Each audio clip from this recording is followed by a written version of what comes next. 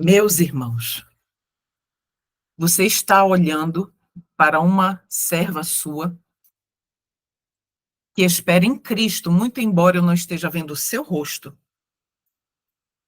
Mas se você está aqui comigo neste momento, é porque você deseja passar a eternidade comigo e eu com você. Esse é o desejo do meu coração e eu sei que é o desejo do seu coração. Nós temos buscado ao Senhor, eu e você, com fome e com sede. E se nós estamos aqui é porque nós estamos insatisfeitos com quem nós verdadeiramente somos. Somente o Senhor sabe quem eu sou e quem você é. E Ele, somente Ele, pode nos tirar de onde nós estamos e nos colocar aonde Ele deseja que estejamos. Nós vamos estudar agora o que uma mensagem, textos que eu já preguei incontáveis vezes a respeito dessa mensagem. Em púlpitos, em salas online, mas eu nunca havia tido o conhecimento, o entendimento como eu estou tendo agora, a partir do momento que eu comecei a estudar a respeito da justiça de Cristo pela fé. Na verdade, meus irmãos, todos esses temas escatológicos, todos esses temas que se referem, que fazem referência a profecias, que fazem referência a mensagens que realmente impactam a nossa vida e que nos chamam, nos sacodem para uma tomada de decisão, todas essas mensagens, elas precisam estar sob o prisma, sob o entendimento e a interpretação da justiça de Cristo pela fé. Nós vamos entender como a mensagem do selamento, ela só pode realmente ser vivida por mim e por você. E nós estarmos separados, seguros, quando a ira de Deus for derramada, nós só poderemos estar seguros se nós realmente compreendermos o que está aqui nas Sagradas Escrituras, no espírito de profecia, e o que o Senhor Deus deseja que nós vivamos a partir desse conhecimento. Porque teoria é a coisa mais linda que tem. Citar versos bíblicos e do espírito de profecia de memória é uma bênção. Mas se nós formos virgens, que temos a lâmpada, mas não temos a chamazinha, que é o testemunho, é o que o povo vê, o que as outras pessoas veem, que é a nossa vida em testemunho, se isso não for uma realidade na nossa vida, principalmente dentro do nosso lar, onde nós nos sentimos mais confortáveis para pecar, se isso não for uma realidade na nossa vida, as nossas palavras serão proferidas, destituídas de poder. E o que o Senhor nos pede hoje, pede a mim e pede a você, é poder. Viva a vida de Cristo de forma que você tenha poder ao falar. Eu vou compartilhar mais tarde a tela. Nosso estudo não vai demorar menos de 1h30, queridos. Eu sei que você vai sair, eu não tenho afazeres fora de casa. Mas eu sei que você tem. E muito provavelmente você vai precisar parar de assistir esse estudo para sair para os seus afazeres. Esse estudo será gravado e irá para o meu canal. O meu canal não é monetizado. Quando eu peço a você que se inscreva, eu convido você a se inscrever no meu canal, não é para outro motivo, senão dar a ele visibilidade, para que as mensagens que estão nele alcancem outras pessoas. Não vou ganhar nunca nada com isso. Mas nós precisamos divulgar as mensagens para este tempo. Eu gostaria que os irmãos abrissem em Ezequiel, capítulo 8. Nós vamos ler, irmãos. Ler. O povo de Deus é um povo de leitura. E eu gostaria, com certeza você já leu incontáveis vezes, este capítulo e o capítulo 9. Mas até o final, fique até o final para entender na prática o que falta para nós como um povo é entender as mensagens de Deus na prática. O que eu faço? Qual é a minha parte para ser selado? E o que Cristo faz por mim para eu ser selado? E essa parte esse detalhe vital só vai ficar evidente no final do estudo. Se você puder, fique conosco. Se não, assista depois. Ezequiel, capítulo 8, queridos, antes de aprofundar no texto bíblico, Ezequiel era contemporâneo de Daniel. Enquanto Daniel profetizava, exercia sua função de profeta de Deus na corte de Babilônia, simultaneamente estava Ezequiel sendo profeta de Deus entre os cativos, fora do palácio. Então, ali a mensagem de Deus estava sendo dada nestes dois contextos. E Ezequiel 8 e 9 são capítulos que foram escritos especificamente para pessoas de Deus, filhos de Deus, num contexto de grande luz. Num contexto, no nosso caso, num contexto de luz total. Então, aqui, quando você vir o Senhor falando do povo dele de Israel naquele tempo, não pense que é para aquele tempo, é para mim e para você hoje. Ezequiel 8 e 9 foram escritos para adventistas do sétimo dia. É para o nosso povo. Mas também é para o povo que está crescendo em luz do conhecimento da verdade de Deus. Dito isso, vamos para o verso 1 de Ezequiel 8. Abra as suas santas escrituras no verso 1, que diz assim, eu estou lendo na versão King James, a minha Bíblia, a Bíblia Legado. E sucedeu no 6º ano, no 6º mês, no 5º dia do mês. Eu sentei na minha casa, e os anciãos de Judá sentados diante de mim. Então, quem estava ali com Ezequiel? Os líderes, os que tinham grande responsabilidade em Judá, no meio do povo que tem luz. A mão do Senhor Deus caiu ali sobre mim. Verso 2, então eu contemplei, e eis uma semelhança como a aparência de fogo, desde a aparência dos seus lombos para baixo. O que é que são lombos? Aqui, ó. Dos lombos para baixo e dos seus lombos para cima, com aparência de brilho, com a cor de âmbar. Verso 3, e pôs a forma de uma mão e tomou-me pelos cachos da minha cabeça. E o Espírito me levantou entre a terra e o céu e me trouxe nas visões de Deus para Jerusalém. Visão. A porta do portão interno que olha em direção ao norte. E onde estava o assento da imagem do ciúme, que provoca ciúme. Para onde Ezequiel foi levado? Para Jerusalém, a cidade de Deus. O povo escolhido morava em Jerusalém. Lembre, Ezequiel não estava em Jerusalém, ele estava em Babilônia.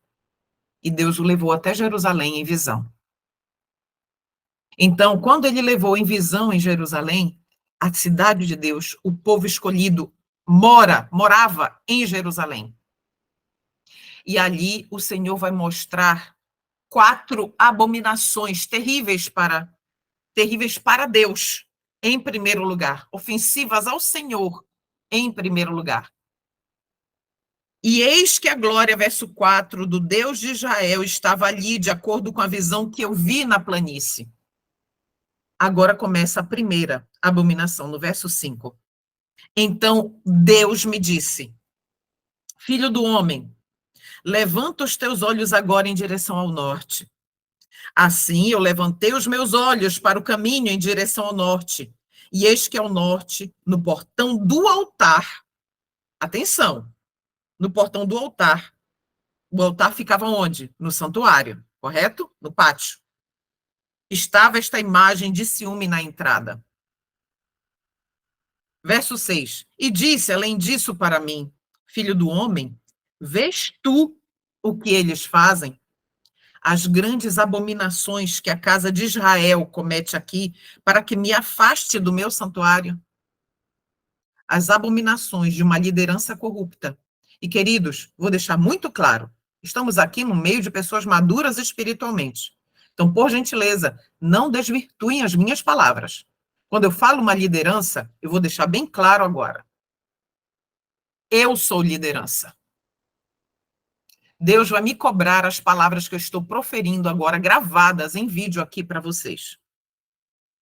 Deus vai me cobrar, porque eu exerço uma função de liderança como missionária de Deus, tanto no meu lar quanto fora dele. Deus vai me cobrar. Deus vai cobrar de você, como liderança. Sacerdote que está me assistindo, Deus vai te cobrar como liderança. E a sua esposa também. Então, quando eu falo liderança, eu estou falando, sim, de liderança eclesiástica.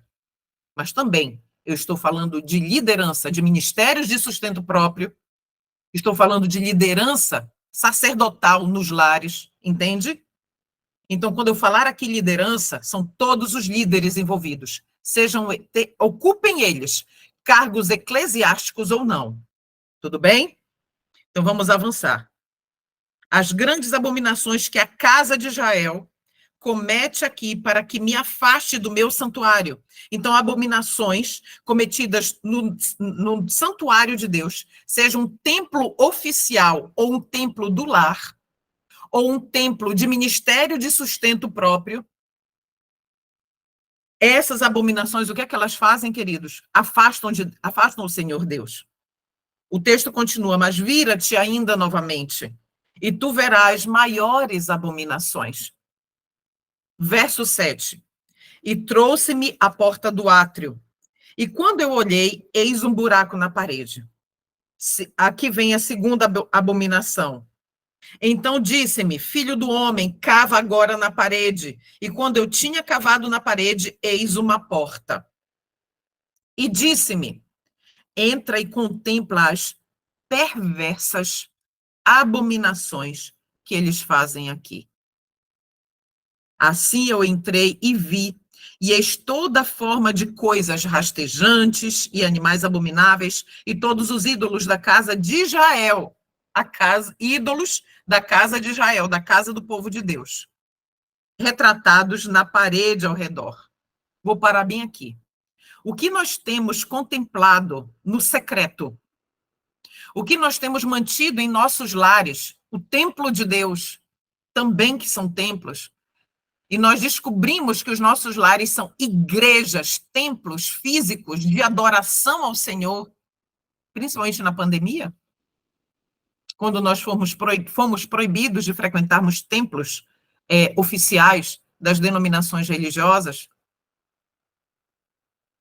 Então, o que nós temos contemplado e mantido dentro do nosso lar, que são abominações e que afastam o Senhor Deus do seu santuário. Somos o santuário do Espírito Santo, queridos. Nós precisamos ler os textos bíblicos de forma ampliada, de forma que o Senhor deseja que nós entendamos. O que nós temos mantido diante dos nossos olhos ao contemplarmos Instagram, videozinhos do YouTube e do Instagram, dos Reels. Quanto tempo nós temos utilizado para tal? Entende? Tudo isso se torna idolatria. Quanto tempo nós temos dedicado, meus irmãos, à comunhão com os nossos queridos no nosso lar, com os nossos filhos? tudo que nos desvia do sagrado, da sagrada missão de conduzir almas a Cristo é idolatria.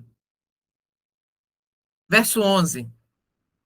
E lá estavam em pé diante deles 70 homens dos anciãos da casa de Israel, e no meio deles estava Jaazanias, filho de Safã, e com cada homem o seu incensário em sua mão, e em uma espessa nuvem uma espessa nuvem de incenso subia. Queridos, estes 70 homens representavam a liderança política e religiosa de Israel. Se eles estavam oferecendo incenso, é porque eles tinham cargo sacerdotal. Caso de líder, tinham função espiritual, eclesiástica. Entende a gravidade do que estava acontecendo? Eles estavam oferecendo incenso. O incenso, o Senhor Deus deu claras instruções em Levítico 16 da função, do que tinha que acontecer em cada compartimento de cada parte do santuário, como a dedicação que deveria haver na composição de cada parte ali do santuário. E só quem podia oferecer incenso eram os sacerdotes. Verso 12. Então Deus me disse, Ezequiel falando, filho do homem, viste o que os anciãos da casa de Israel fazem no escuro, em secreto, cada homem nas câmaras de suas imagens, pois eles dizem, o Senhor não nos vê, o Senhor abandonou a terra. Vem agora a terceira abominação que o Senhor vai descrever, das 4. Ele também me disse, vira-te ainda novamente, tu verás maiores abominações que eles fazem. Então, ele me trouxe à porta do portão da casa do Senhor. Portão da casa de Deus. Não era da casa deles, não. Era da casa de Deus. O lugar mais sagrado de Israel. Que estava em direção ao norte. E eis que lá estavam sentadas mulheres chorando a Tamuz. Tamuz, o deus da agricultura, o deus pagão da agricultura, o deus da fertilidade e do amor secreto. Mulheres de Israel, adorando, pranteando em forma de adoração a Tamuz. 4ª abominação. Então ele me disse no verso 15, tu viste isto, ó filho do homem? Vira-te ainda novamente, e tu verás maiores abominações do que estas. Verso 16, e ele trouxe-me para o átrio interior agora da casa do Senhor. E eis que a porta do templo, entre o pórtico e o altar, querido, pórtico é a parte, são as colunas, a coluna de entrada no templo do lugar santo, e o altar. Entre o pórtico e o altar, nesta posição do templo, estavam cerca de 25 homens, com suas costas viradas para o templo do Senhor e com suas faces em direção ao leste. E eles adoravam o sol em direção ao leste. Queridos, eu não tenho a imagem aqui, mas você, com certeza, como adventista do 7º dia, você tem a disposição de cada parte do templo na sua mente. O que eu vou falar agora, você vai acompanhando visualmente. O templo do Senhor foi designado por Deus para que a porta de entrada do templo sempre ficasse voltada para o leste, para o lugar onde o sol nasce. Por quê? Porque ao entrar no templo, as costas do sacerdote, das pessoas que ministrariam ali, inclusive do adorador que entrava para oferecer o seu sacrifício ali no altar, junto do sacerdote, o adorador, o penitente, o arrependido, o confessor de pecados, ao confessar ali que cria em Cristo como único e suficiente para lhe livrar de pecados e de perdoar os seus pecados, ele estaria dando as costas para quem? Para o paganismo, para o sol, que era tão adorado ali nas comunidades pagãs da época. O Senhor Deus determinou ao seu povo que as costas do seu povo fossem dadas para o sol. Mas estes 25 homens, o que que eles estavam ali? Em solo sagrado. Israel, Jerusalém já era solo sagrado. E até o entorno, alguns metros fora dos muros de Jerusalém, ainda era considerado terra santa. Mas o terreno do santuário era o mais sagrado que existia. Eles estavam ali, de que forma? De costas para Deus e voltados para o leste, adorando o sol, fazendo exatamente o contrário do que o Senhor Deus havia pedido eles. E outra, 25 homens, se eles estavam ali, é porque eles não eram qualquer homens, porque para entrar no santuário, no pátio do santuário, tinha que ter um propósito ali, envolvido no ritual ali, no serviço do santuário. Se aqueles homens estavam ali não como adoradores comuns, eles tinham um propósito ali, uma função a desempenhar. E eles estavam adorando o sol. Muito bem. Vamos agora para o verso 17. Então ele me disse: Tu viste isto, ó filho do homem? É isto uma coisa leve para a casa de Judá, que eles cometam as abominações que cometem aqui? Muita atenção agora. Porque encheram a terra de violência e voltaram a me provocar a ira, e eis que eles põem o ramo ao seu nariz. Queridos, porque encheram a terra de violência e voltaram a me provocar a ira. De que forma esse tipo de comportamento, de tudo que nós estamos lendo aqui em Ezequiel 8, de que forma isso faz com que os adoradores, faz com que essas atitudes tornem a terra inteira, encham a terra inteira de violência? Eu demorei muito para compreender isso. Mas, queridos, ao se afastarem de Deus por meio da idolatria, estas pessoas, eu vou falar estas pessoas porque nós estamos lendo aqui, mas somos eu e você. Se nós nos afastarmos de Deus e estas pessoas, por se afastarem de Deus por meio da idolatria, elas escolheram outro senhor. Ficou evidente que a escolha de outro senhor foi feita. E sem a guia do Espírito Santo ao escolher um outro senhor, as ações de violência não são mais refreadas. E o coração carnal prevalece. Entende? Então, as ações de violência e a carnalidade, elas só são refreadas, queridos, quando nós estamos nos submetendo dia a dia e momento a momento ao Senhor Deus, por meio de nós escolhermos a Ele como nosso Senhor. E o último verso de Ezequiel 8 nos diz assim: portanto, é Deus falando. Conclusão: eu também tratarei com fúria. O meu olho não poupará, nem terei pena. E embora clamem aos meus ouvidos em alta voz, ainda assim eu não os ouvirei. Irmão e irmã, você conhece o seu Deus? Se você conhece o seu Deus, você sabe quão difícil é para ele fazer essa declaração. Então, meus irmãos, aqui está o contexto nos apresentando, está nos apresentando.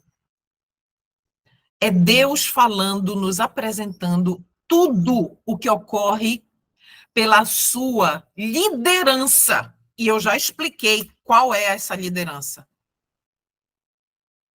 Tudo o que acontece pela sua, provocado, praticado pela sua liderança e que tem provocado um Deus santo à ira. E agora, ele já disse que não vai poupar. E nós vamos ver em Ezequiel 9 o que ele vai fazer.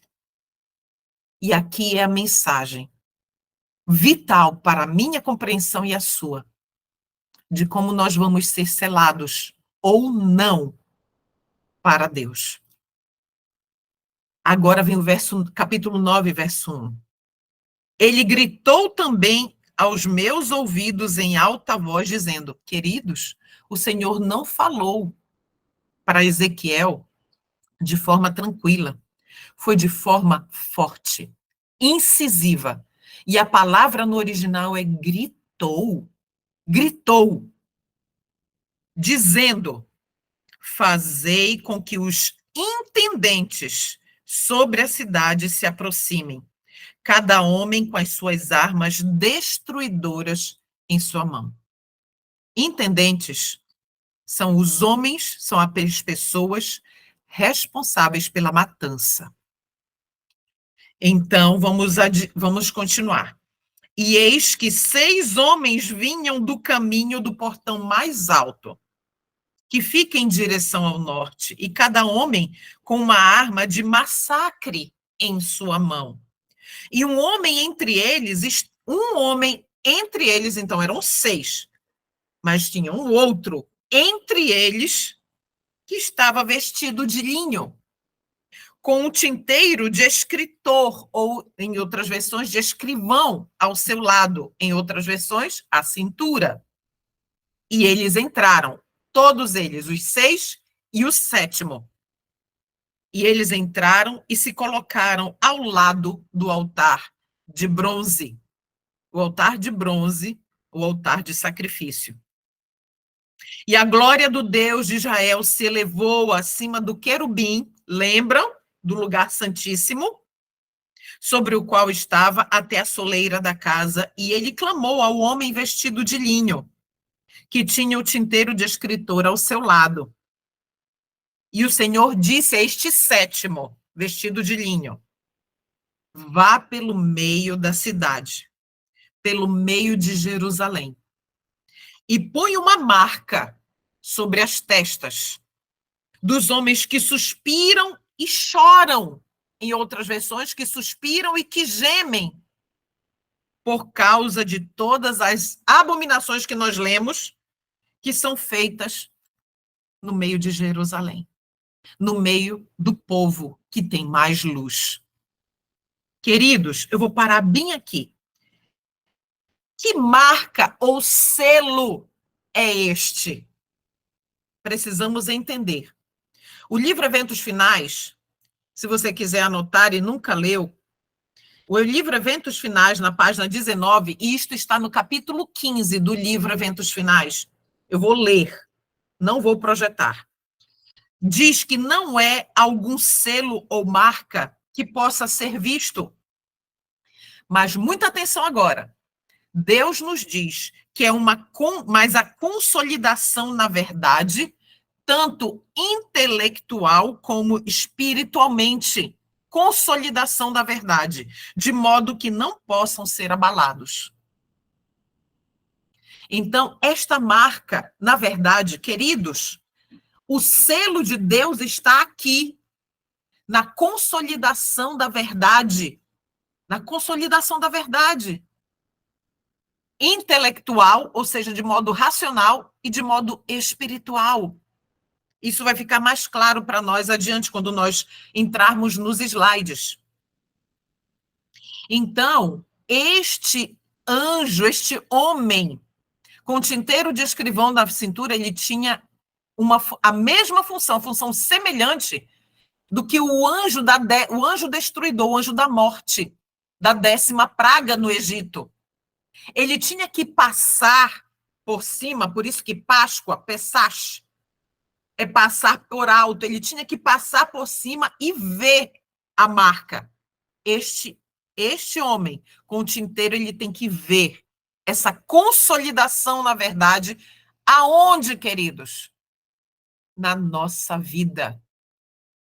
Em testemunho a todas as nações. Lembra? É isso que este homem com tinteiro de escrivão na cintura, ele precisa ver em mim e em você. Vamos avançar.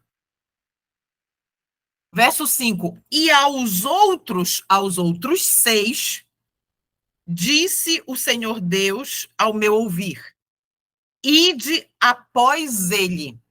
Ou seja, enquanto ele está selando, os que realmente vivem de acordo com os princípios de Deus, intelectualmente e espiritualmente, como disse, eventos finais, ide após ele através da cidade e feri. Não poupe o vosso olho, nem tendes pena. Matai totalmente jovens e velhos, donzelas e crianças pequenas, e mulheres, mas não chegueis perto de nenhum homem sobre o qual estiver a marca, e começai pelo meu santuário. Então eles começaram pelos homens, anciãos que estavam diante da casa. Nada mais justo, meus irmãos, de começar por aqueles que mais receberam luz, os mais experientes, os que têm função eclesiástica, os que ocupam cargo de liderança nos lares, nos ministérios de sustento próprio.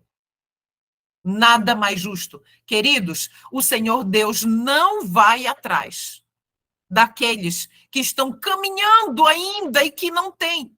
Já pensou se o Senhor pesasse na balança igualzinho a nós e a Lutero?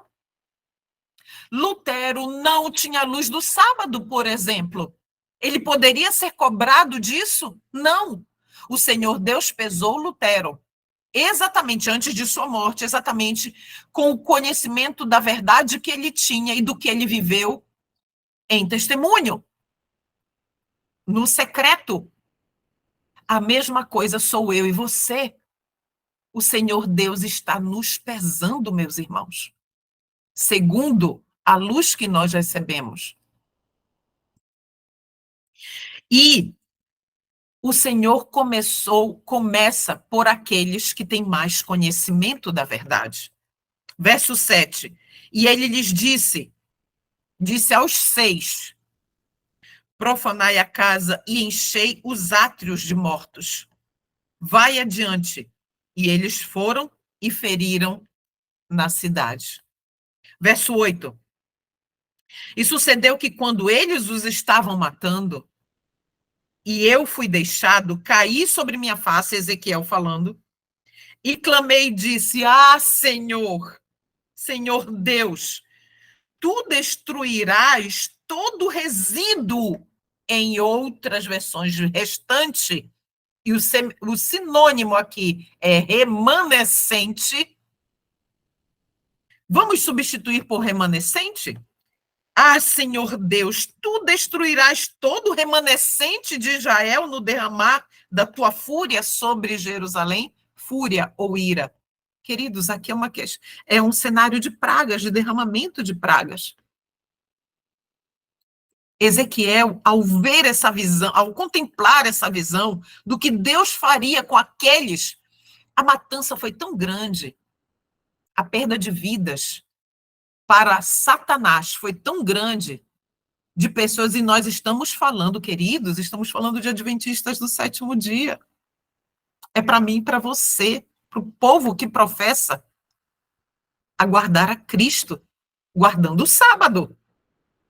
Queridos, guardar o sábado não quer dizer nada se não houver o Espírito Santo, que é quem nos motiva, que é quem nos instrui, quem nos conduz à guarda do sábado. Então, Ezequiel ficou aqui em completo desespero. Senhor, tu vais matar todos. Então, ele me disse, o que Deus falou então para Ezequiel, depois que ele falou isso? A iniquidade da casa de Israel e de Judá é excessivamente grande. E a terra está cheia de sangue, e a cidade cheia de perversidade, porque dizem, O Senhor abandonou a terra e o Senhor não vê tudo isso que está acontecendo. E quanto a mim, também, o meu olho não poupará, diz o Senhor. Nem terei pena. Mas eu recompensarei o caminho deles sobre sua cabeça. Nós colheremos os frutos como líderes espirituais. Nós colheremos os frutos, meus irmãos. 11.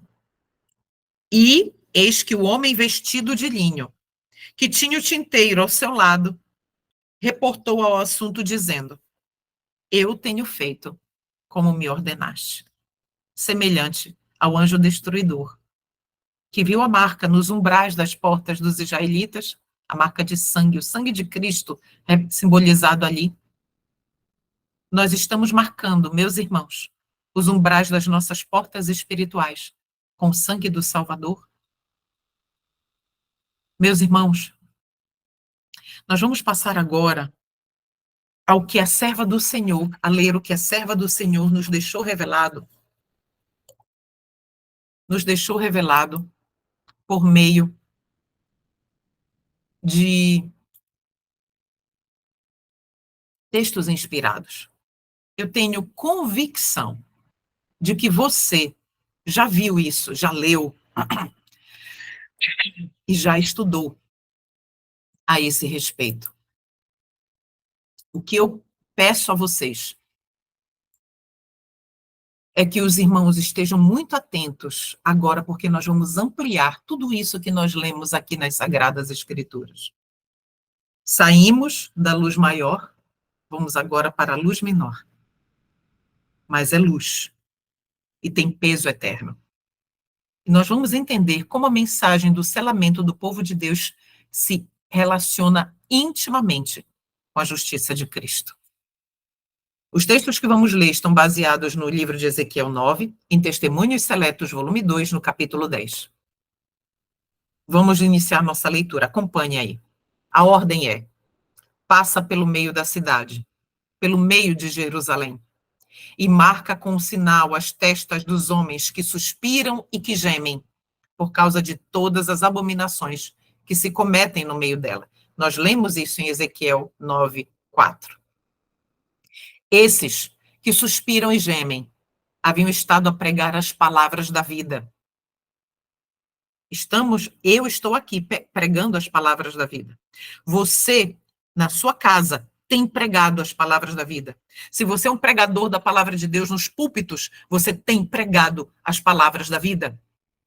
Então, o Senhor está falando a todos estes, principalmente os sacerdotes e sacerdotisas dos lares. Haviam reprovado, aconselhado e suplicado. Alguns dos que estavam desonrando a Deus arrependeram-se, humilharam o coração diante dele, mas a glória do Senhor apartara-se de Israel. Embora muitos ainda continuassem com o quê? As formas da religião, faltava seu poder e sua presença. Meus irmãos, forma de religião, você entende o que quer dizer isso? Forma de religião nada mais é do que frequentar templos, ter cargos em templos, professar uma fé, ter um título. Eu sou adventista do sétimo dia, eu sou batista, eu sou metodista, eu sou católico. Mas, embora muitos continuassem as formas da religião, faltava o seu poder e a sua presença. Queridos, transmitir a imagem de que é um cristão exemplar, qualquer pessoa pode fazer isso. Mas o Senhor Deus sonda o nosso coração no secreto. No secreto. Lembram de Ezequiel 8? As 4 abominações que o Senhor mostrou, todas ocorriam em secreto. Por quê? Como a gente sabe disso? Porque tinha um buraco e o Senhor pediu para que Ezequiel abrisse, porque eles estavam ali no secreto. Ao tempo em que sua ira se manifestar em juízos, e aqui a gente sabe que são as pragas, esses humildes e devotados seguidores de Cristo se distinguirão do resto do mundo pela angústia de sua alma, a qual se exprime em lamentos e pranto, reprovações e advertências. Queridos, hoje, lamentavelmente, virou um hábito pernicioso dizer que, quando você prega a respeito de reprovações e advertências, você está sendo perfeccionista, você está sendo um servo do maligno, você está realmente sendo... E agora a palavra em voga é dissidente. O Senhor Deus chamará os covardes também a serem julgados, meus irmãos. Aqueles que evitam falar, tratar de assuntos que são sensíveis para as pessoas porque tocam nos gostos pessoais delas. E se você recebe, eu e você recebemos essa luz e nós nos privamos de cumprir o chamado de Deus ao levar estas mensagens de reprovações e advertências, o Senhor Deus nos cobrará. Mas também ele cobrará aqueles que condenam os seus irmãos e não se dispõem a estar ali em lamentos, em choro, em compaixão por esses irmãos, por eles estarem cometendo abominações diante do Senhor. Então, meus irmãos, se nós não vivermos a plenitude do cristianismo, a plenitude da vida de Cristo, de fato, nós seremos incapazes de cumprir essa parte que está aqui em amarelo, destacada aí. E antes, nós não seremos distinguidos do mundo pela angústia da nossa alma em prol daqueles que ainda jazem em trevas, mesmo como adventistas do sétimo dia. Ao passo que outros procuram lançar uma capa sobre o mal existente e desculpam a grande impiedade reinante em toda parte, os que têm zelo pela honra de Deus e amor pelas almas não se calarão a fim de granjear o favor de ninguém. A pergunta é: você tem se calado para não se queimar? Para que a sua reputação permaneça tranquila? Você permaneça como alguém sendo chamado nos púlpitos para pregar? Entende, meus irmãos, o que o Senhor está dizendo aqui? Aqueles que têm zelo pela honra de Deus e amor pelas almas não se calarão a fim de granjear o favor de ninguém. Sua alma justa, aflige-se dia a dia pelas obras e costumes profanos dos ímpios. Quem são ímpios, queridos? Ímpios são aqueles que conhecem a verdade, têm a luz da verdade, mas não a vivem de forma consciente, ok? Esses são ímpios. São impotentes, a alma justa dessas pessoas que nós lemos agora há pouco, são impotentes para deter a impetuosa torrente de iniquidade, e assim se enchem de dor e sobressalto, de santa indignação. E agora, muita atenção, lamentam diante de Deus o verem a religião desprezada, aonde, meus queridos? Nos próprios lares daqueles que receberam grande luz. Eu queria falar agora para os esposos. Esposo, marido, sacerdote. Você é o Cristo terreno da sua esposa e dos seus filhos. Como você tem exercido este sacerdócio? Quero falar agora com as esposas. Queridas, vocês foram chamadas por Deus para serem as ajudadoras do sacerdote dos lares. Você tem respeitado o seu marido como um homem? Como homem?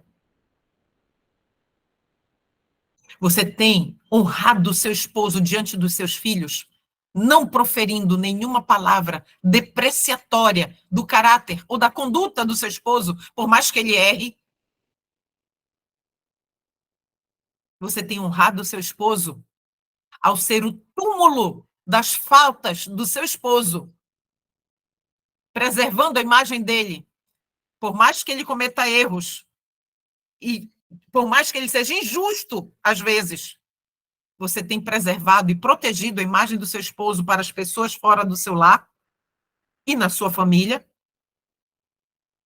E eu queria falar com os filhos.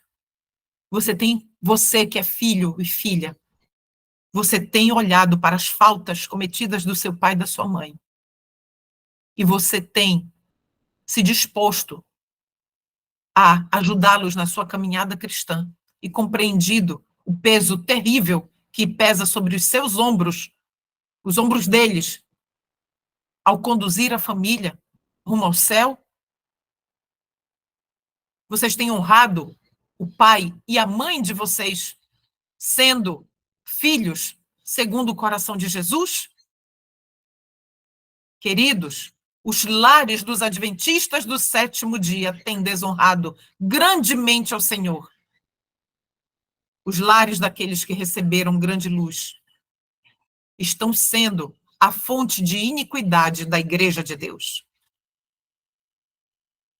Lamentam-se e afligem sua alma porque se encontram na igreja orgulho, avareza, egoísmo e engano quase de toda espécie. O Espírito de Deus, que impulsiona a aceitar, é reprovado, espezinhado. O que quer dizer espezinhado? Eu coloquei esse entre colchetes, são minhas palavras. Espezinhado quer dizer ofendido, pisado, desprezado. O Espírito de Deus, que é o único capaz de nos conduzir a Cristo e a uma vida renovada em Cristo, é reprovado, espezinhado, ao passo que os servos de Satanás triunfam. E eu queria destacar que a igreja aqui, a igreja de Deus, a gente está falando, claro, da igreja adventista do sétimo dia, sim, porque aqui tem mais luz. Foi Deus que nos levantou para isso. Mas o conceito de igreja é este aqui. Deus possui uma igreja e não é uma catedral, nem uma igreja oficialmente estabelecida, não é uma placa, um CNPJ, nem as diversas denominações, mas sim o povo que ama a Deus e guarda os seus mandamentos. Esta é a igreja de Deus. Deus é desonrado, olha a consequência. A verdade é tornada de nenhum efeito. A classe que não se entristece por seu próprio declínio espiritual e nem chora pelos pecados dos outros, será deixada sem o selo de Deus. O Senhor comissiona, então, os seus mensageiros, os homens que têm as armas destruidoras na mão. Queridos, nós já vimos em Ezequiel, e Ezequiel, ele nos traz um momento em que isso tudo vai ficar muito crítico. A narrativa ela vai subindo assim, a narrativa bíblica. Vem no capítulo 8, vai, e atinge o clímax, o ápice, que é quando o Senhor Deus chama os homens com as armas destruidoras na mão, e ele dá uma ordem, juntamente com o homem com o tinteiro de escrivão à sua cintura. Mas o que é importante? A característica do povo de Deus que vai ser selado e guardado no celeiro, protegido durante as pragas, que dará o alto clamor. Essa classe, ela tem uma característica. Ela se entristece pelo seu próprio declínio espiritual e ela chora sobre os pecados dos outros. Estes receberão o selo. Passai pela cidade após ele e feri. Não poupe o vosso olho, nem vos compadeçais. Matai velhos, jovens e virgens, e meninos e mulheres até exterminá-los. Mas a todo homem que tiver o sinal, não vos chegueis. E começai pelo meu santuário. E começaram pelos homens mais velhos que estavam diante da casa. Nós já comentamos isso, eu não vou me deter mais aqui, mas olha só. Vemos aí que a igreja, o santuário do Senhor, foi a primeira a sentir o golpe da ira de Deus. Os anciãos, aqueles a quem Deus dera grande luz e que haviam ocupado o lugar de depositários dos interesses espirituais do povo haviam traído o seu depósito. Somos nós. O Senhor está dizendo que os anciãos, a liderança dele, traiu o depósito. Por quê? Porque eles foram infiéis com relação aos interesses espirituais do povo e se tornaram pedra de tropeço para o Senhor, para o povo do Senhor. Colocaram-se no ponto de vista de que não precisamos esperar milagres e as assinaladas manifestações do poder de Deus como nos dias da antiguidade. Os tempos mudaram. É o que dizem muitos atualmente. Estas palavras fortaleceram-lhes a incredulidade. Então, queridos, quando vem um líder, seja o líder de um lar, seja o líder de um ministério, seja o líder da igreja oficialmente estabelecida, e dizem, os tempos mudaram, essa frase fortalece a incredulidade do povo. E dizem, o Senhor não fará bem nem mal, é demasiado misericordioso para visitar seu povo em juízos. O Senhor. Já pensou o que é isso? No que as pessoas se apoiam, estas pessoas que estão sendo descritas aqui por Deus, no que elas nos apoiam? No amor de Deus, na sua misericórdia. Só que a balança de Deus, ela não é composta apenas de misericórdia, ela é composta também de justiça, não é verdade? Assim, paz e segurança é o grito de homens que nunca mais erguerão a voz como trombeta para mostrar ao povo de Deus suas transgressões e à casa de Jacó os seus pecados. Esses cães mudos que não querem ladrar são aqueles que sentirão a justa vingança de um Deus ofendido. Homens, virgens e crianças todos perecerão juntos. Queridos, a minha e a sua responsabilidade diante desta mensagem é tremenda, é tremendamente grande. Não podemos ser cães mudos que não querem ladrar. Sejamos os principais admoestadores nos nossos lares. A religião não pode ser, a verdadeira religião não pode ser desprezada nos nossos lares. Mas o Senhor Deus nos disse que haviam piores pecados. E que piores pecados são esses? As abominações, é a serva do Senhor que nos diz isso. As abominações pelas quais os fiéis suspiravam e gemiam, era tudo quanto podia ser discernido por olhos finitos. Mas os pecados, incomparavelmente piores, os que provocavam o zelo de um Deus puro e santo, achavam-se o quê? Encobertos. Encobertos. O grande esquadrinhador dos corações sabe todo o pecado cometido secretamente pelos obreiros da iniquidade. Essas pessoas chegam a sentir-se seguras em seus enganos e, por causa da longanimidade divina, lembram de Eva, o contato de Eva com Satanás? Satanás disse o que para Eva? O Senhor Deus não disse para você que se comesse desse fruto, você morreria? Mas olha aqui, morde. Eu estou comendo e eu não morri. A mesma coisa acontece, queridos. As estratégias do maligno não mudam, elas só mudam de roupagem, mas elas são as mesmas.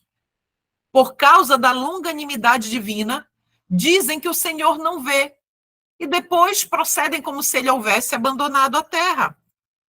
Ele, porém, descobrir-lhes-á a hipocrisia e revelará perante outros os pecados que ocultavam com tanto cuidado.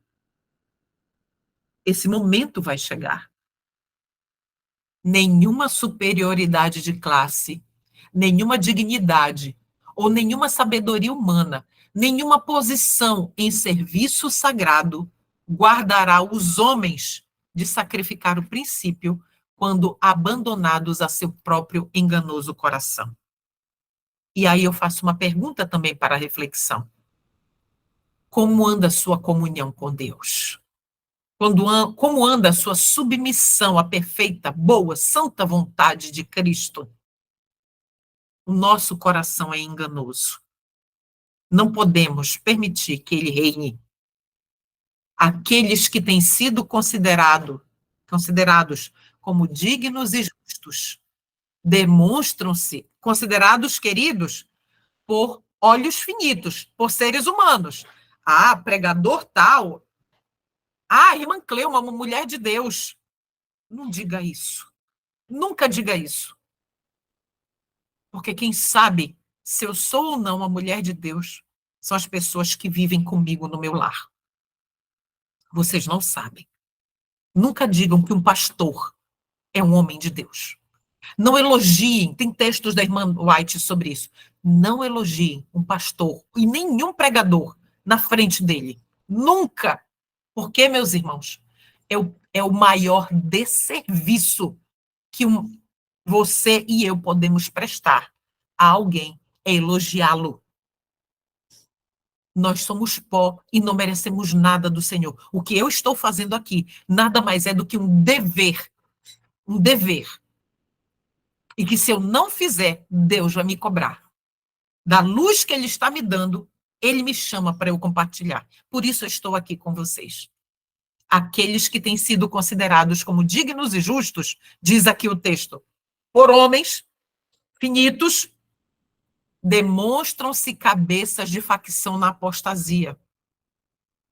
Olha só, o Senhor Deus está falando de liderança, pessoas que são consideradas pelos irmãos de fé, e exemplos na indiferença e no abuso das misericórdias de Deus no secreto. Não esqueçamos, nós não podemos perder de vista Ezequiel 8, porque Ezequiel 9 é uma consequência, é a ação do Senhor, a decisão de Deus diante do contexto terrível prévio de Ezequiel 8. Os dois não podem ser separados, então nós não podemos perder isso de vista. Ele não tolerará mais tempo seu ímpio procedimento e em sua ira trata-os sem misericórdia. Meus irmãos, o Senhor Deus tem segurado a sua ira. Ezequiel 9 encontra um paralelo em Apocalipse 7. Você pode, por gentileza, abrir a sua Bíblia em Apocalipse capítulo 7, para a gente entender onde está o paralelo? Abra lá, por gentileza. Apocalipse, capítulo 7. Vamos ler desde o verso 1. Você conhece, como adventista do sétimo dia, você conhece muito bem esses versos. E dizem assim, João, falando, e depois destas coisas eu vi 4 anjos de pé nos 4 cantos da terra, retendo os 4 ventos da terra. Sabemos que ventos são guerras, contendas. Para que as guerras e as contendas não soprassem sobre a terra, nem sobre o mar, nem sobre árvore alguma. E eu vi outro anjo subindo do leste, do Oriente, tendo o selo do Deus vivo. E ele gritava em alta voz aos 4 anjos aos quais havia sido concedido ferir a terra e o mar.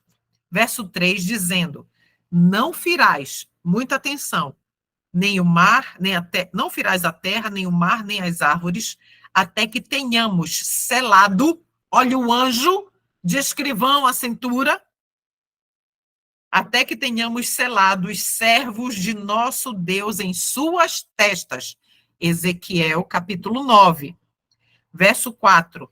E eu ouvi o número daqueles que foram selados. E foram selados 144 mil de todas as tribos dos filhos de Israel. Entende o paralelo? Meus irmãos, agora é o tempo de preparar-nos. Continue a leitura comigo. O selo de Deus jamais será colocado à testa de um homem ou mulher impuros. Jamais será colocado à testa de um homem ou mulher cobiçosos ou amantes do mundo. Jamais será colocado à testa de homens ou mulheres de língua falsa ou coração enganoso. Todos os que recebem o selo devem ser imaculados diante de Deus, candidatos para o céu.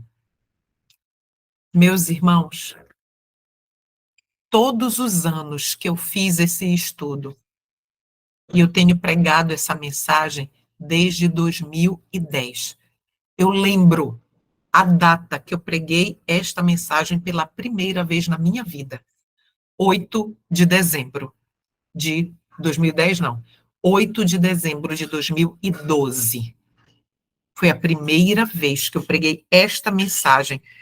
Não com muito mais detalhes, mas aqui nós estamos passando, estudando mais rapidamente. Meus irmãos, eu pregava de forma legalista este conteúdo, este texto, este assunto, este tema vital para nós. Porque eu parava bem aqui. E eu sofri por muito tempo, Senhor, como eu não vou ser uma mulher impura? Como eu não vou ser cobiçosa? Como eu não vou ser amante do mundo? Como eu não terei língua falsa e nem coração enganoso? Senhor, quando eu olho para mim, eu não consigo. Como eu vou ser imaculada diante de Deus? É impossível. É impossível para mim e para você sermos isso aqui, por nossas próprias forças. Impossível. O que nos aguarda é o lago de fogo, por nossas próprias forças. Então, agora, você, por sua própria força, é capaz de alcançar essa condição? Impossível. Impossível. E eu queria continuar, nós vamos nos aproximar do fim do nosso estudo, mas olha o que diz aqui os textos seguintes. Nossa maneira de proceder determinará se receberemos o selo do Deus vivo ou seremos abatidos pelas armas destruidoras. Entende? O que está marcado aí, meus irmãos? Nossa maneira de proceder. Lembra o que o Senhor Jesus Cristo nos disse, que a boca fala do que o coração está cheio? As nossas ações, elas são consequências do que o nosso coração está cheio. É por isso que a nossa maneira de proceder, ela vai mostrar, revelar em testemunho a todas as nações se Cristo habita em nós ou não. Se os umbrais das nossas portas espirituais estão marcadas com o sangue de Jesus. Não um Jesus ali fora para que nós sigamos o exemplo dele. Não, está ali, eu vou imitar ele lá e eu aqui. Eu vou imitar a Jesus. Não é isso. O que são as armas destruidoras? Queridos, o que estás fazendo, irmãos, na grande obra de preparação? Os que estão se unindo com o mundo estão se amoldando pelo modelo, amoldando ao modelo mundano e preparando-se para o sinal da besta. Vamos avançar. Ellen White tem essa aqui, essa citação foi um achado. Ela é de Manuscript Release, não, é a carta 3, de 1900. Vamos atender a esta citação aqui? Vamos ler pausadamente para que o Espírito Santo possa agir no meu e no seu entendimento. Considere a cena descrita no 9º capítulo de Ezequiel. É crucial refletir sobre esse quadro com cuidado. Quando aqueles encarregados de defender a verdadeira religião em nosso mundo se tornam intermediários, o que é intermediários, queridos? A palavra em original em inglês quer dizer interpretador da verdade, digamos assim. Recebe uma verdade, interpreta para os demais. Um mediador, digamos assim.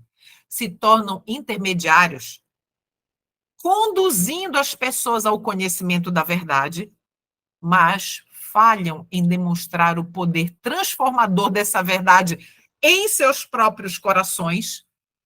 Ou seja, quando as pessoas que estão encarregadas de defender a verdadeira religião, quando elas não vivem aquilo que elas pregam, as igrejas dos adventistas do sétimo dia correm o risco de se corromperem e, através de seus próprios comportamentos deficientes, desviarem outros. Se as pessoas dentro dos templos, nós, dentro dos templos adventistas do sétimo dia, nós não vivemos a mensagem corretamente, a verdade corretamente, nós vamos propagar o erro para outros e seremos pedras de tropeço para outros, pensando que estamos seguindo a Cristo. No entanto, o texto continua. No entanto, apesar da triste falta de uma piedade vital, existe um remanescente fiel que suspira e chora ou geme pelas abominações cometidas em uma terra que professa conhecimento e piedade. Queridos, nós estamos hoje vivendo numa época terrível, de que a luz do conhecimento de Deus, ela está plenamente descortinada para nós, adventistas do sétimo dia, mas muitos de nós, muitos do nosso povo, têm ensinado que música gospel é música de adoração. Tem ensinado que não tem problema de usar maquiagem. E eu estou falando de coisas externas, porque essas coisas externas revelam o que tem no coração, a vaidade, a sujeira do coração humano. E por que eu falo vaidade? Tudo é vaidade, diz o sábio Salomão em Eclesiastes. Tudo é vaidade e correr atrás do vento. O vestuário impróprio, maquiagem, unha pintada, são apegos terríveis que são. E quando a gente vive, a gente adquire uma proeminência, a gente passa a ser visualizado pelas pessoas, a nossa conduta ela passa a ser imitada. É por isso que quando as pessoas... eu tenho um grupo de modéstia chamado Adornados por Cristo, Princípios da Verdadeira Modéstia Cristã. Quando as pessoas entram no meu privado e perguntam assim, irmã, pode usar saia assim, assim? Pode usar sapato assim, assim, salto alto e tudo mais? Disse, irmã, quem sou eu para lhe dizer o que pode e o que não pode? É entre você e Deus. Se você conhecer o princípio de pureza e de discrição, de recato, que o Senhor nos revela na sua palavra, você não precisa de nenhum ser humano para dizer você como você deve se vestir. Eu não posso lhe dizer isso. Estude o princípio. É o que eu estou te dizendo agora, meu irmão e minha irmã. Estude o princípio. E nenhum ser humano vai precisar te dizer pode ou não pode, faça ou não faça. É o próprio Deus quem vai lhe dizer. Então, aqui está dizendo, Deus está nos dizendo que os adventistas do sétimo dia correm pela sua falta de piedade vital, pela falta de viver Cristo. Como diz Gálatas 2:20, já estou crucificado por Cristo, e vivo não mais eu, mas Cristo vive em mim. Então, por falta de viver essa verdade, os adventistas do sétimo dia têm tido comportamentos deficientes. Mas no meio desse gigante mundo dos adventistas do sétimo dia, existe um remanescente fiel que faz o quê? Suspira e chora pelas abominações cometidas em uma terra que professa conhecimento e piedade, que está cega à sua própria condição. O texto continua. Irmãos, e isso aqui é gravíssimo. Leia comigo. Deus já está registrando alguns casos como incuráveis. Agora está entregue aos ídolos, deixa-o, diz o Senhor em Oséias 4:17. O tempo está próximo para o início da obra de juízo de Deus em seu santuário.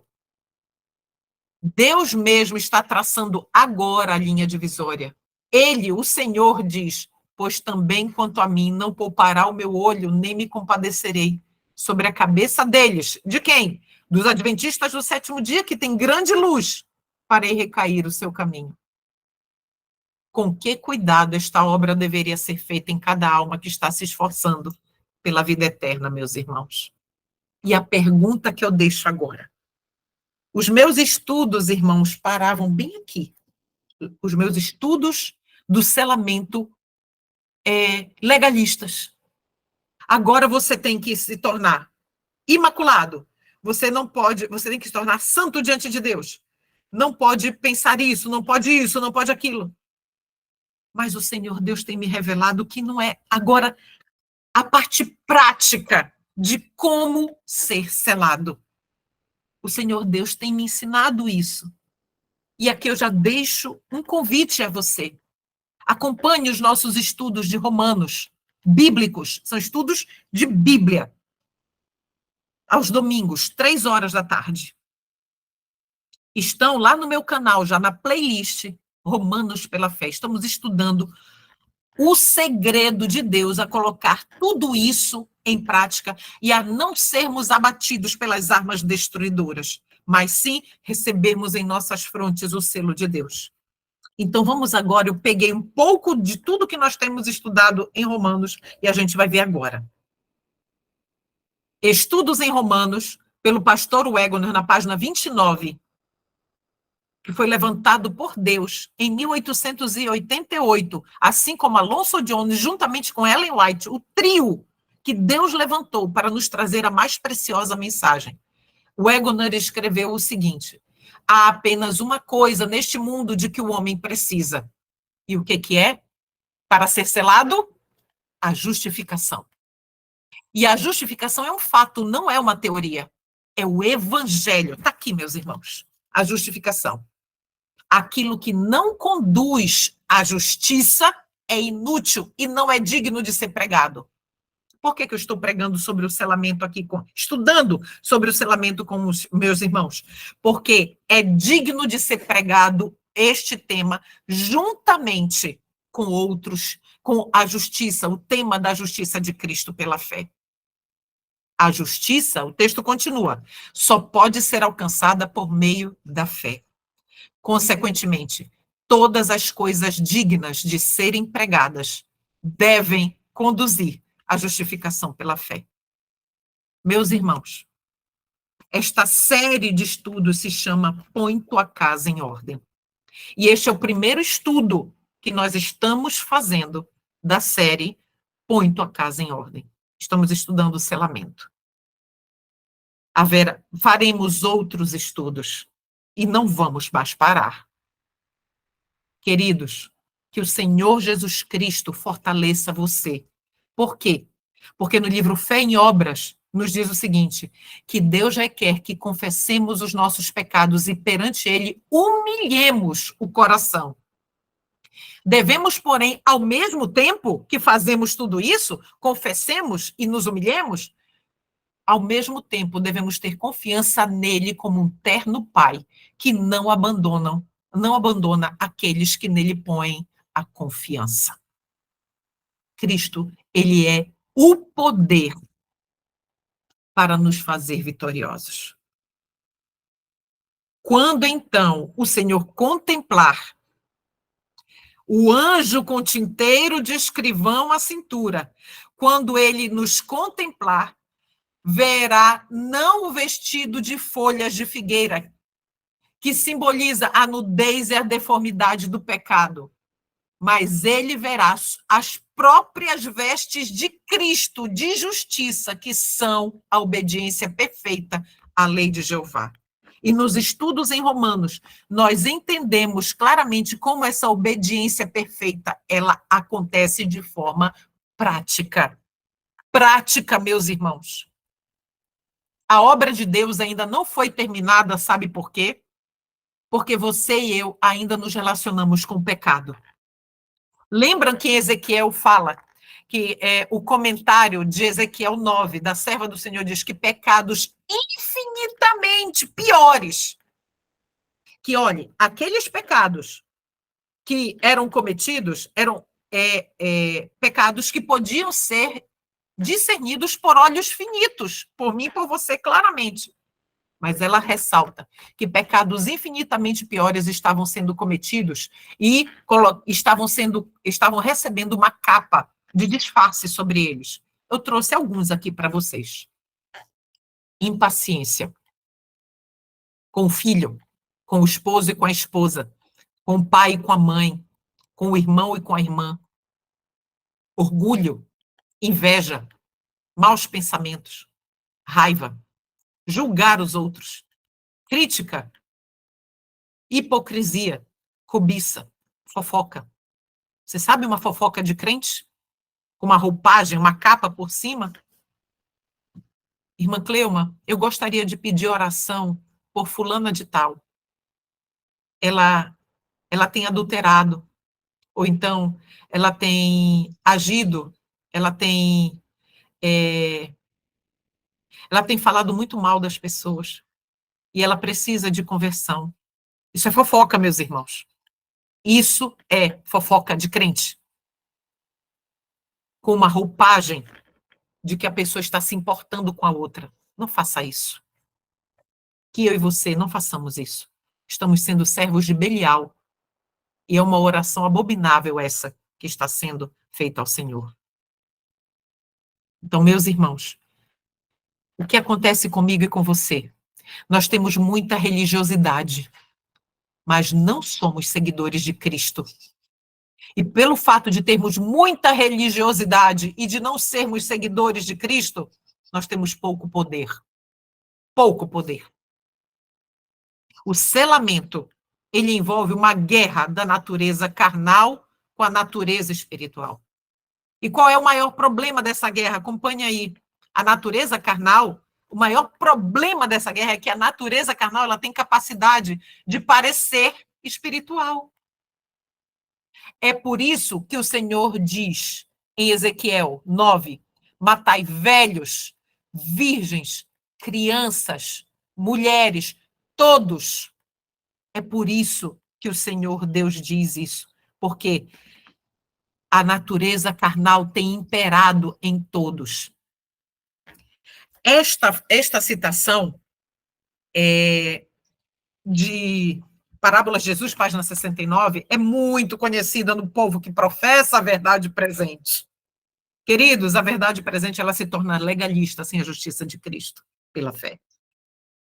Então, eu li muitas vezes isso e eu me angustiava porque eu não conseguia. Senhor, eu não consigo, Cleuma, eu não consigo fazer isso. Cristo aguarda com fremente desejo a manifestação de si mesmo em sua igreja. Amém. É isso que Cristo aguarda. Quando o caráter de Cristo se produzir perfeitamente em seu povo, então ele virá para reclamá-los como seja. Diz, Senhor, este coração, Senhor, não consegue, Pai, eu não consigo. Cá estou eu, falando novamente isso para o meu esposo, falando novamente isso para o meu filho. Cá estou eu pensando isso do irmão e da irmã que me manda essa mensagem, falando pela 10ª vez a mesma coisa. Entende? Se todos os que professam seu nome produzissem fruto para a sua glória, quão depressa não estaria o mundo estaria o mundo todo semeado com a semente do evangelho. Rapidamente amadureceria a última grande seara e Cristo viria a recolher o precioso grão.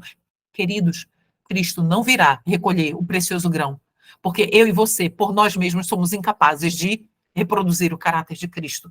Somos incapazes de sermos selados por nossas próprias forças. Nós não conseguimos. Onde está a parte humana de todo esse processo? Apenas isso. A nossa única parte no processo do selamento é essa aqui. Render à vontade. Render à vontade. Humilhando-nos. Humilhando o nosso coração. Vigiando a nós mesmos e não os outros. Rendendo, humilhando, arrependendo, confessando, perdoando. Justiça pela fé é perdão pela fé. Meus irmãos, vamos entender melhor este tema importante para que nós sejamos selados para o celeiro celestial. Estaremos seguros, somente estaremos seguros quando as armas destruidoras passarem pelo meio da cidade, pelo meio de Jerusalém, se as nossas testas estiverem marcadas com a justiça de Cristo pela fé. Nós precisamos entender melhor, meus irmãos. Nós precisamos nos render. Rendição da vontade. Eu convido os meus irmãos a estudarem junto comigo Romanos. Está lá já no canal Cleuma Nascimento, canal evangelístico de pregação da verdade. Então, meus irmãos, por favor, estudem como viver de forma prática a vida de Cristo pela fé.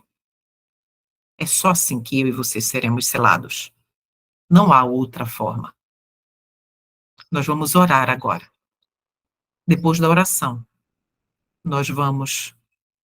eu vou ter um tempo para conversar com quem desejar. E vou parar a gravação. Por favor, que essa mensagem ela não pare aqui. Compartilhe com outras pessoas. E vamos ser missionários verdadeiros, verdadeiramente convertidos. Vamos orar? Assim como estamos. Pai Santo, bondoso Senhor, não somos capazes de nos salvar. Estamos na pior condição possível, Pai, que é a condição de desamparo. Contudo, o Senhor prometeu que estaria conosco até a consumação dos séculos. E reivindicamos esta promessa agora, neste momento, para que ela se cumpra na nossa vida. Salva-nos de nós mesmos e ajuda-nos, Senhor, a vivermos a vida de Jesus, para quando o Senhor nos contemplar, o Senhor não veja as folhas de figueira do nosso pecado, da nossa justiça própria, mas que nós permitamos que o nosso coração seja completamente lavado da justiça própria e que somente Cristo habite em nós. Sela-nos, Senhor, para o Senhor e para o alto. Não permitas que nos desviemos nem para a esquerda nem para a direita. Tem compaixão de mim, da minha família, dos meus irmãos que aqui estão e da família deles também, bem como de todos os teus fiéis e sinceros, o teu remanescente espalhado por todo o mundo. Obrigada por nos ouvir, Senhor, e por esta oportunidade. Em nome de Jesus. Amém.